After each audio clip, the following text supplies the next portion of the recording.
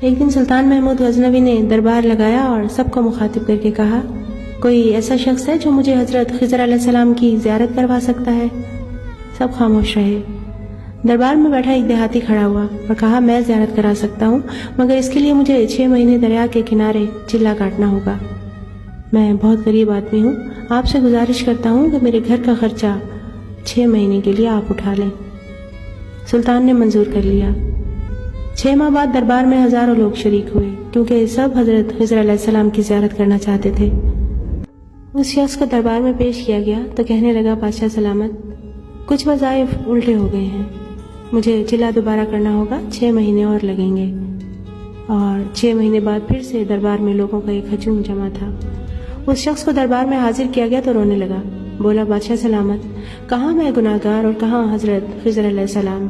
میں نے تو آپ سے جھوٹ بولا تھا، میرے گھر میں فاقے تھے، میرے بچے بھوک سے مر رہے تھے، اس لیے میں اس غلط کام پر مجبور ہوا اور آپ سے جھوٹ بولا۔ سلطان محمود غزنوی نے ایک وزیر کو کھڑا کیا اور پوچھا، اس شخص کی کیا سزا ہے؟ وزیر بولا، اس کا گلا کاٹ دیا جائے۔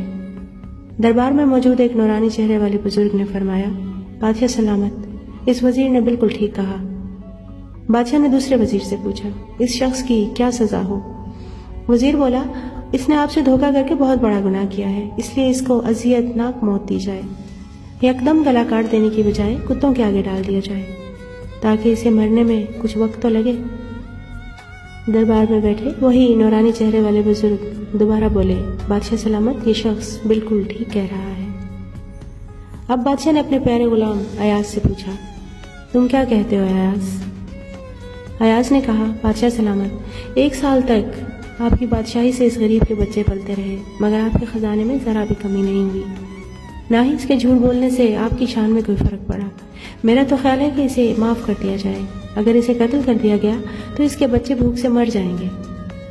یہ سن کر محفل میں موجود نورانی چہرے والے وہی بزرگ بولے، بادشاہ سلامت، ایاز نے بالکل صحیح کہا ہے۔ اس بار سلطان نے ان کو سامنے بلا لیا اور پوچھا، آپ نے ہر وزیر کے فیصلے کو درست کہا، اس کی کیا وجہ ہے؟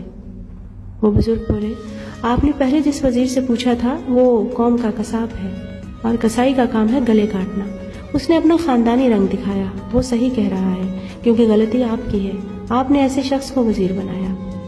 اور دوسرے نمبر پر جس وزیر نے کہا کہ اسے کتوں کے آگے ڈال دیا جائے، اس کا والد بادشاہوں کے کتے نہلاتا اور ان سے شکار کھیلتا تھا، اس نے بھی اپنے خاندان کا تعارف کروایا، اور غلطی اس کی نہیں ہے کیونکہ اس نے اپنی سمجھ کے مطابق صحیح کہا، غلطی تو آپ کی ہے کہ آپ نے ایسے شخص کو وزیر بنایا۔ اور تیسرا فیصلہ جو ایاز نے کیا تو سنو اے سلطان محمود غزنوی، ایاز ایک سید زادہ ہے۔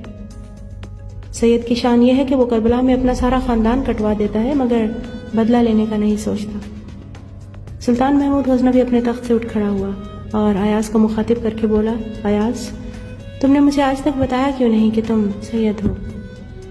ایاز بولا، آج تک کسی کو بھی اس بات کا علم نہیں تھا کہ ایاز سید ہے، لیکن جس نے میرا راز آپ کے سامنے کھول دیا ہے، میں بھی ان کا راز کھولتا ہوں۔ بادشاہ سلامت اور تمام اہل دربار، آپ کے سامنے کھڑے ہوئے یہ نورانی چہرے والے بزرگ کوئی عام ہستی نہیں ہے، یہی تو حضرت خضر علیہ السلام ہے۔